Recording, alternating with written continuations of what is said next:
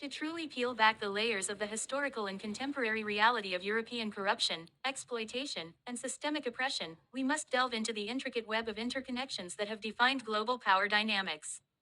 This is not just a matter of historical analysis, it is an urgent call to confront the mechanisms that continue to propagate inequality, suffering, and injustice today. At its core, colonialism can be viewed as the original sin of modern Europe, an act that laid the groundwork for the global disparities we witness today. The sacrificial violence inflicted upon indigenous populations across the world, ranging from the Holocaust of the Americas to the systematic erasure of cultures in Africa and Asia, was not merely collateral damage but an intentional strategy for domination. When Christopher Columbus set sail in 1492, he opened a floodgate to a relentless onslaught that saw the near total extermination of entire civilizations. The Taino, the Aztecs, and the Incas, these were not just populations, but rich cultures that contributed to the tapestry of human history. The actions of European powers were not those of explorers but of invaders, rapists, and murderers, driven by an insatiable lust for gold and glory. The doctrine of discovery was a legal framework that justified these atrocities, allowing European powers to claim lands inhabited by non-Christians under the guise of divine right. This doctrine has not only justified territorial expansion but also set the stage for the systematic oppression of indigenous peoples, the effects of which are still felt today in the form of land dispossession, cultural genocide, and socio-economic disadvantage. Colonialism was not merely about land, it was about establishing a new economic order, one that would prioritize European profit over human life. The plantation economies established in the Caribbean and the Americas created a brutal cycle of slave labor that enriched European powers while decimating African populations. The Middle Passage, with its horrific conditions, represented the commodification of human beings, who were treated as nothing more than property to fuel an insatiable demand for sugar, tobacco, and cotton. This economic imperialism continues in modern forms. Free trade agreements often come with strings attached that prioritize the interests of multinational corporations over local economies. For instance, agreements like NAFTA have led to the deindustrialization of regions and job losses in the global north while exacerbating poverty in the south, as local industries are unable to compete with subsidized goods from developed nations. The supposed end of colonialism has morphed into a more insidious form of domination known as neocolonialism. Former colonies are often ensnared in a web of debt to international financial institutions, such as the International Monetary Fund (IMF) and the World Bank, which perpetuates their economic vulnerability. These institutions impose austerity measures that strip away social services, health care, and education in favor of debt repayment, deepening the cycle of poverty.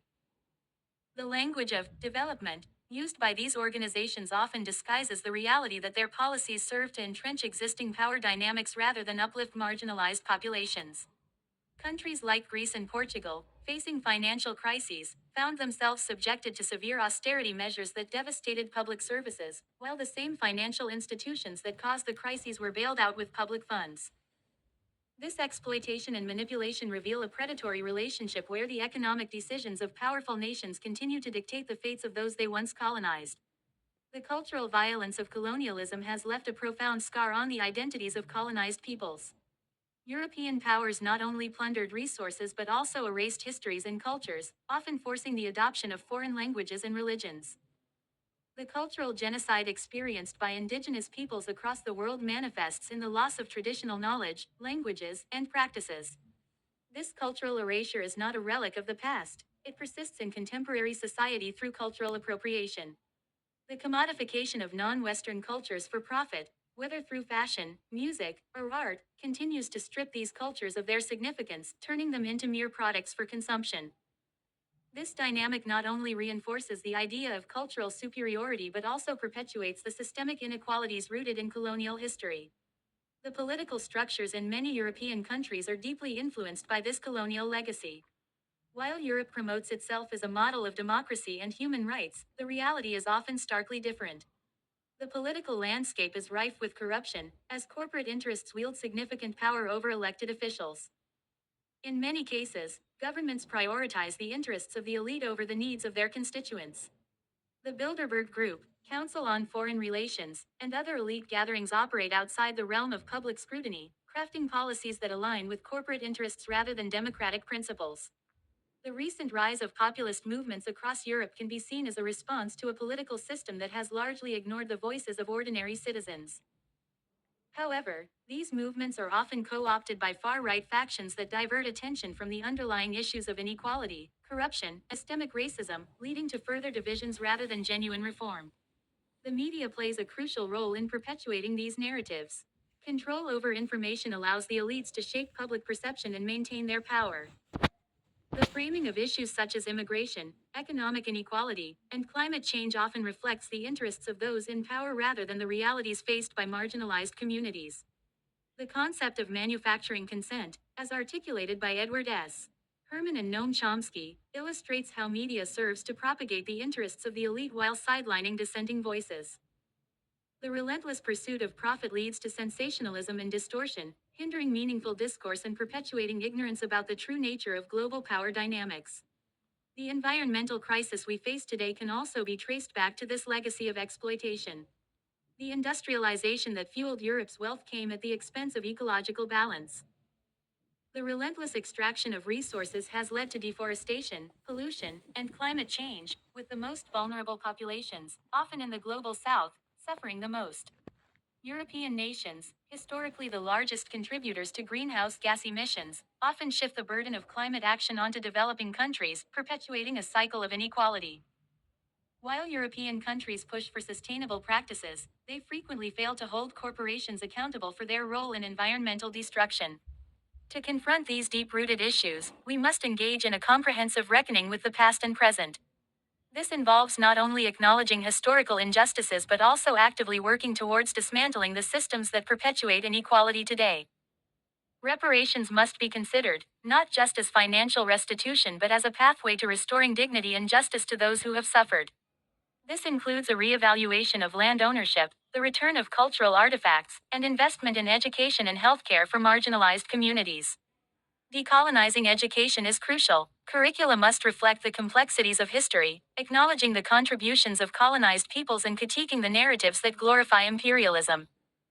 Grassroots movements must be supported in their efforts to hold governments and corporations accountable. Citizens must demand transparency and push for policies that prioritize human rights, equity, and environmental sustainability over corporate profits. Cross-cultural solidarity is essential. Movements must unite across borders to challenge the systemic injustices rooted in colonialism and imperialism, fostering a global dialogue that recognizes the interconnectedness of struggles for justice and equity. The challenge before us is monumental, but it is necessary. The legacy of colonialism, exploitation, and systemic oppression is not just a relic of the past, it is a living reality that shapes our world today. We must dismantle these oppressive systems, confront the truths of our histories, and work toward a future that honors justice, equity, and human dignity for all. The path forward requires courage and commitment. It demands a willingness to confront uncomfortable truths and engage in meaningful actions that foster change. We stand at a pivotal moment in history. Let us seize this opportunity to create a world that reflects the values of justice, equity, and true democracy, a world free from the shadows of oppression. The time for action is now. This is not just about actions taken centuries ago, it's about the legacy and ongoing consequences of those actions, the systemic rot that continues to shape society today. At the heart of European history lies a series of brutal colonizations, each marked by systematic violence and cultural annihilation. The Spanish conquistadors slaughtered millions of indigenous people in the Americas, driven by a thirst for gold and a religious zeal that justified their atrocities. The encomienda system was a facade for slavery, leading to the near-total collapse of native populations. In Africa, the Berlin Conference of 1884-1885 is often cited as the moment European powers divided the continent among themselves with no regard for tribal boundaries or cultures. What followed was a relentless extraction of resources, brutal labor practices, and the dehumanization of entire populations. The Congo Free State, under King Leopold II of Belgium, is a chilling example. An estimated 10 million Congolese were murdered, mutilated, or worked to death in a bid to harvest rubber ivory, a horror that serves as a testament to the depths of European greed and brutality. The Age of Enlightenment is often celebrated as a time of progress and human rights, yet this period also saw the rise of scientific racism and the dehumanization of non-European peoples. Thinkers like Voltaire and Hegel propagated notions of European superiority, creating a philosophical framework that justified imperial conquest and racial hierarchy. The idea that Europeans had a divine right to civilize the savage lands led to colonial rule that was brutal, exploitative, and paternalistic. This hypocrisy is still evident today, as European countries often promote human rights abroad while turning a blind eye to their own past and the ongoing repercussions of their colonial actions. The systemic inequalities that exist today in former colonies are not mere coincidences, they are direct results of centuries of exploitation and extraction. The legacy of colonialism did not end with the departure of European powers. Instead, it transformed into a new form of neocolonialism. Modern trade agreements, often touted as pathways to economic development, frequently favor European corporations at the expense of local economies. Countries in Africa, Latin America, and Asia are often coerced into adopting policies that prioritize the interests of multinational corporations over their own citizens. Through exploitative practices such as land grabs, resource extraction, and unfair trade terms, the Global South remains tethered to systems that disproportionately benefit the Global North. The structural adjustment programs imposed by the International Monetary Fund (IMF) and World Bank are a glaring example of this neocolonialism.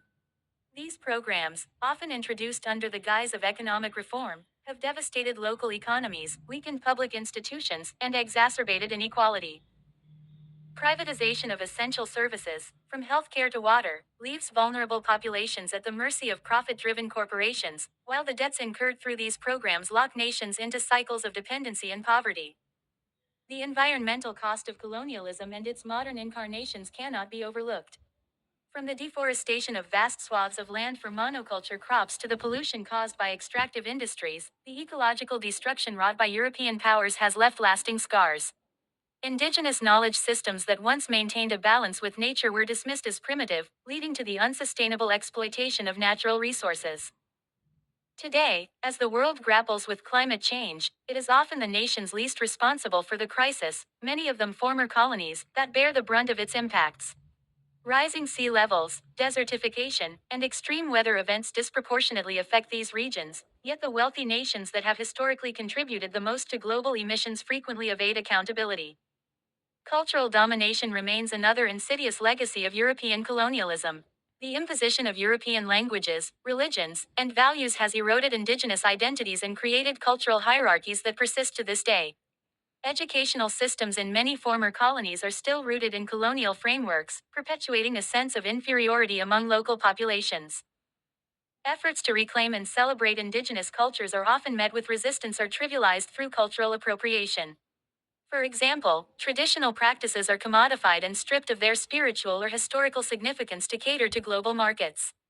The repatriation of stolen artifacts housed in European museums is a slow and contentious process, reflecting the unwillingness of former colonial powers to confront their own complicity in cultural theft. The myth of European moral superiority, which was cultivated during the colonial era, continues to influence global narratives. Whether through media portrayals, political rhetoric, or educational curricula, the contributions and perspectives of non-European societies are often marginalized or misrepresented. This Eurocentric worldview reinforces existing power structures and stifles the potential for genuine cross-cultural understanding. It also perpetuates racism and xenophobia, as seen in the treatment of migrants and refugees from the global south. The rise of far-right ideologies across Europe has exacerbated these tensions, framing immigration as a threat rather than an opportunity for growth and diversity. Policies that criminalize asylum seekers and enforce harsh border controls highlight the hypocrisy of nations that once freely exploited other lands and peoples. To address these ongoing injustices, it is imperative to dismantle the systems that perpetuate inequality and exploitation. Reparations are a crucial starting point, encompassing not only financial restitution but also the restoration of cultural heritage and land rights. Governments must invest in the empowerment of marginalized communities through education, healthcare, and sustainable development initiatives. International institutions must be reformed to ensure that they serve the interests of all nations, not just the powerful few. This includes holding corporations accountable for their exploitative practices and enforcing regulations that prioritize environmental and social well-being over profit. Education plays a vital role in this process. By teaching a more nuanced and inclusive history, we can challenge the narratives that have justified centuries of oppression. Decolonizing curricula involves recognizing the achievements and struggles of colonized peoples and fostering critical thinking about the legacies of imperialism. It also requires amplifying the voices of those who have been historically silenced, ensuring that their stories and perspectives are heard and valued. Grassroots movements and global solidarity are essential in the fight for justice and equity. From climate activism to indigenous rights campaigns, these movements highlight the interconnectedness of struggles against oppression. They challenge the status quo and demand accountability from those in power, reminding us that change is possible when people come together with a shared vision for a better future. At the same time, individuals must reflect on their own roles within these systems, questioning the privileges they may benefit from and taking steps to advocate for systemic change. The journey toward a more just and equitable world is long and fraught with challenges, but it is a journey we must undertake. By confronting the legacies of colonialism and committing to meaningful action, we can begin to heal the wounds of the past and build a future that honors the dignity and potential of all humanity. This is not merely a moral imperative, it is a practical necessity in a world that is increasingly interconnected and interdependent. Only by addressing the root causes of inequality and exploitation can we create a sustainable and harmonious global society. The time for reckoning is now. The world cannot afford to remain complacent in the face of the systemic injustices that colonialism and its modern manifestations have left in their wake. Addressing these deep seated issues requires bold action, unflinching honesty, and collective resolve. It demands the dismantling of oppressive systems, the redistribution of power and resources, and the recognition of shared humanity that transcends borders and histories. This journey is not optional, it is a moral, social, and environmental necessity. Acknowledging the wrongs of the past is only the beginning. We must commit to dismantling the structures of inequality that persist and fostering systems built on justice, equity, and mutual respect. Through education, activism, reparations, and solidarity, the dream of a world free from exploitation and oppression can become a reality. The path ahead will be difficult, but it is a challenge we must face together. By standing united against the forces of corruption, exploitation, and systemic oppression, we can create a global society that truly reflects the values of justice, sustainability, and human dignity. The time to act is now, for ourselves and for future generations. Let us seize this moment and forge a new legacy, one defined not by the scars of the past but by the promise of a fairer and more equitable future for all. Thank you and let your voice be heard.